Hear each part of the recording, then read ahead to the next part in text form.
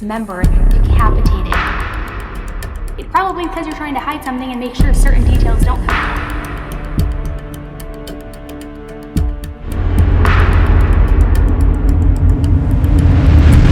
To Life with Elise.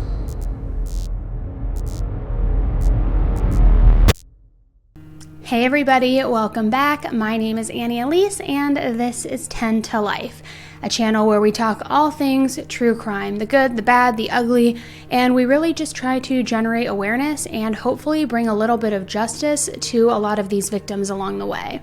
So if you're brand new stopping by for the first time, welcome. I hope you enjoy today's video and consider subscribing by hitting that subscribe button below. And for all of you returning 10 to Lifers, existing subscribers, welcome back. I hope you enjoy today's video as well. The case we're going to be talking about today, I just want to warn you, it's going to be really upsetting. And when I first came across it, I was extremely aggravated. I was emotional. I was going through everything. So I just want to give you guys a warning. And towards the end, throughout the case, you're going to, of course, see why, but towards the end, I'm going to wrap up exactly why this case, I don't want to say triggered me, but upset me so much the way it did. Sativa Transue is a 26-year-old girl who lives in Spokane, Washington. She is blonde-haired, beautiful, and super fun-loving, bubbly, happy, and reportedly a very amazing friend. Sativa has been in a relationship with 31-year-old Taylor Allen for about 3 years now.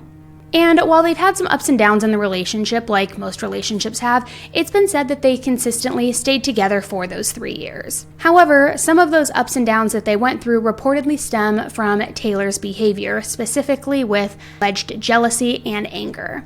Now, we know that that is a huge red flag when again, every relationship has ups and downs at some point. However, when there is an added layer of alleged jealousy or possession or anger or anything like that, that's when all of the red flags, at least for me, start going off. And apparently this side of Taylor mostly came out when he was under the influence of alcohol. And family and friends have said that he would drink so much that Sativa would actually call it a different personality. She would call him his beast personality. It's also been said that he's extremely emotionally abusive and that he would often check her phone, and that oftentimes friends and family couldn't even text her because the text message would go to her computer and he would check that as well.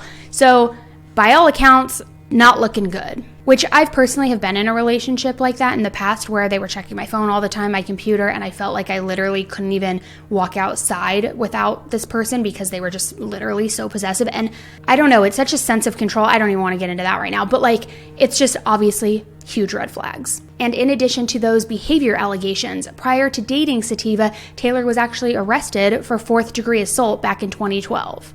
It's unclear if he was ever convicted on those charges because it's really hard to find the detail, but there was an arrest made for that. And again, this was prior to their relationship.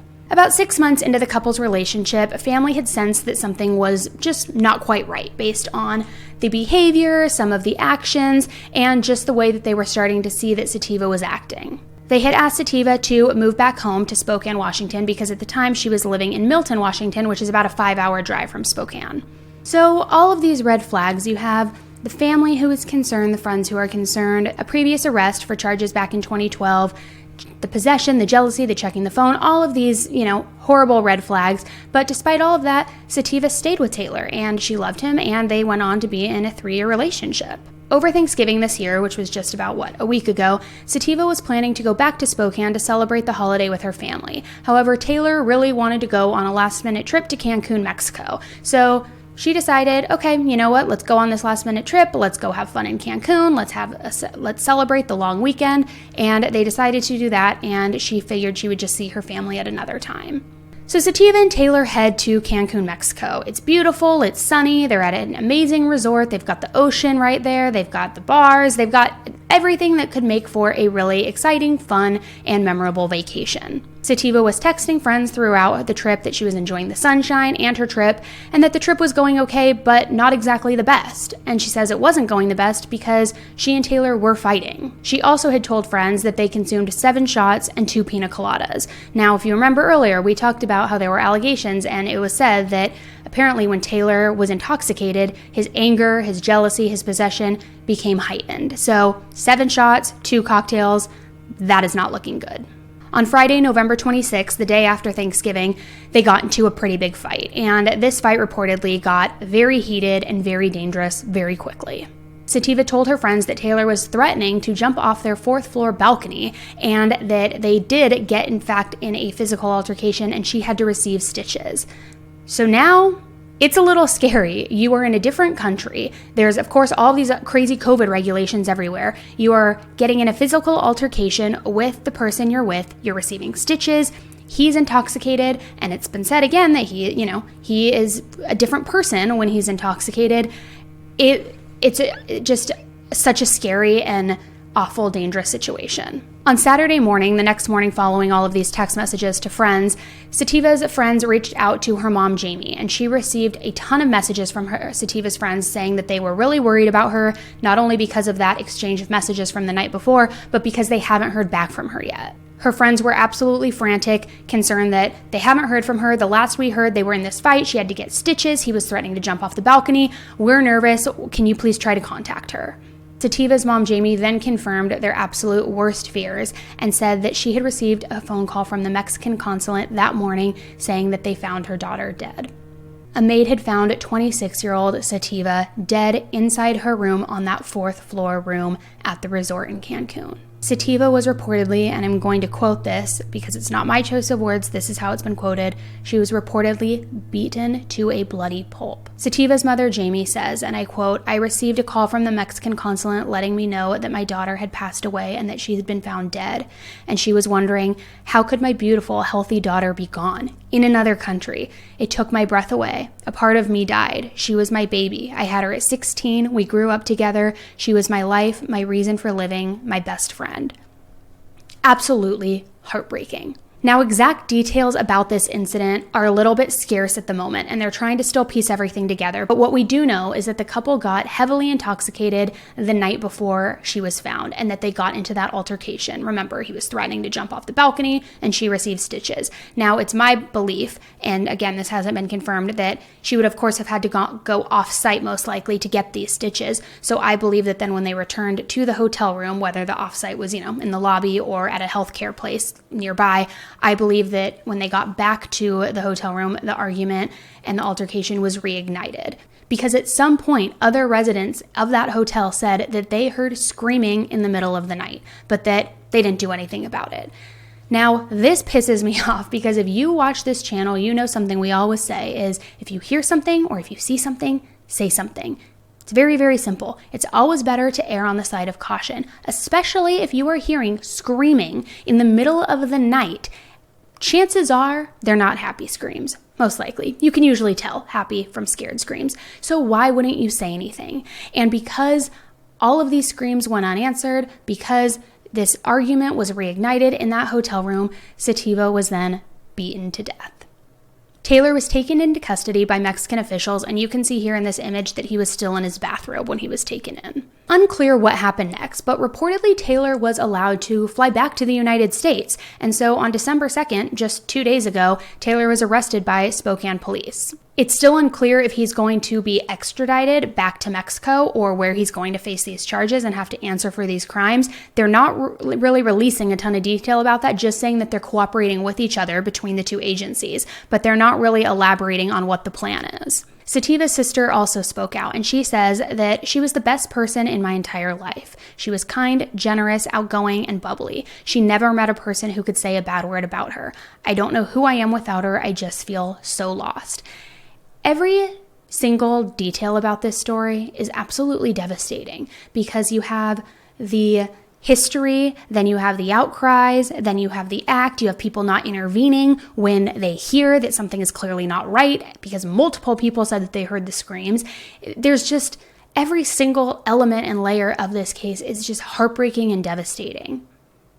Sativa's sister also made a public plea with anybody who is currently in abusive relationships, and she says they need to leave now, saying it's what Sativa would tell people too. And she says, just get out of the relationship. If anything, Sativa would want people to learn from this. Just saying, if you're in something now, or if God forbid you're in something like this in the future, get out while you can before it's too late. And as if this case weren't heartbreaking enough already, apparently Taylor's lawyers are keeping Sativa's body in Mexico. So her family hasn't even been able to bring her back here, grieve her, bury her, have any sort of piece of closure. Not that I believe they ever will have closure, but she is still in another country. The family is desperately trying to bring her back here, and they also want to get a second autopsy. Now, bringing her body back here and the second autopsy is extremely expensive, as some of you may know. So they have started a GoFundMe, and I encourage all of you guys to please donate to that. I'm going to leave the link to that in the description box below. So why this case makes me so enraged, particularly, is because it was so senseless, first of all, and could have been avoided by these a-holes in the hotel who heard something going on, and possibly Sativa could have been saved. But also, more than that, why do these dickheads, why do these dickheads keep thinking that they can get away with this? They are putting hands on their girlfriends, their wives. They're then taking their lives into their own hands and choosing when to end their partner's life. What gives you the right? It is happening way too often. This happens all the time. It happens every day. And don't get me wrong, it's not just men against women. It's also sometimes women against men. Absolutely. And women on women and men on men, all of it. But there has been such a heightened sense of this lately, and DV out there, relationships that turn from not only physical to then deadly. Why does this keep happening? And why do all of these younger men, I mean, again, it's all ages, but right now there is like a huge amount of these younger adult men who are doing this to their partner. It makes me so mad because, again, you don't have the right, first of all, to ever look through somebody's phone, to go through their computer, to be possessive and jealous like that. If you feel that way, it's probably not the partner for you. But then to go as far as to laying your hands on someone and then to take their life, it just infuriates me. Because now you have this beautiful 26-year-old girl who is no longer here, who has been lost by all friends, by family, a mother and sister who are absolutely heartbroken and devastated that they lost their best friend in all of this.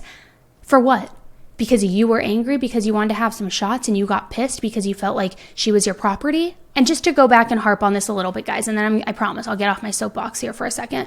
But if you see something, say something, because a lot of the times these people who are in these relationships can't get out themselves and they can't see the way out themselves. So it is our responsibility as friends, family, public, coworkers, whoever it is, that if we see something and we identify something as a red flag, that we need to intervene and step in, whether it's telling other people that are close to her, whether it's notifying the authorities, whatever it may be, because the likelihood of them getting out on their own, unfortunately, is very small. And I think the statistic is something like it takes you up until the 9th time of attempting to leave that you actually do leave. And as we know, by that point, more times than not, it's too late. As we learn more as far as where Taylor is going to have to answer to all of these alleged crimes of his, whether it's Mexico or in Washington, I'll keep you guys updated. Again, they're still piecing together so much of the information, so I will share those updates with you as soon as I receive them. In the meantime, please, again, consider donating to that GoFundMe so that they can bring their family member home and they can actually give her a proper burial and grieve her properly.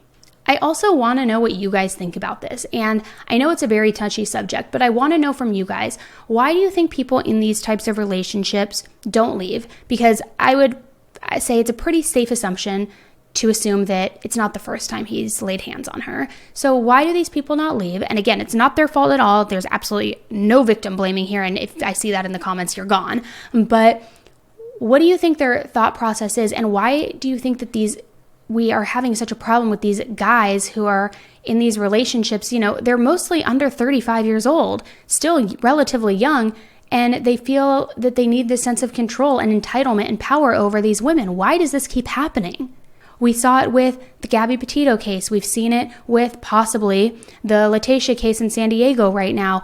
I mean, we keep seeing this pop up. There's another case in Florida where it's happening right now too. Why is this happening so much? Let me know what you think in the comments. I really am trying to wrap my mind around it. Please also express your love and prayers in the comments for Sativa's family, because they need as many well wishes and thoughts as they can possibly get right now, because this period is devastating and heartbreaking to lose a loved one in that way and under these circumstances. But also, it's the holidays. It's just putting salt in the wound. I'll keep you guys updated, and if you haven't done so yet, make sure you hit that subscribe button so that you get notified when those updates happen in real time. Also, please give this video a thumbs up on your way out. It helps the algorithm, and it'll help spread awareness as to why this is such a big problem, and hopefully it'll help people realize that if you hear something or see something, you need to say something, and maybe it'll circulate and get to these losers who were in the hotel and didn't say anything when they heard it. Thanks again for tuning in with me today, guys. I hope you enjoyed the coverage, and I'll keep you updated. Until the next case, please, please, please stay safe. Bye.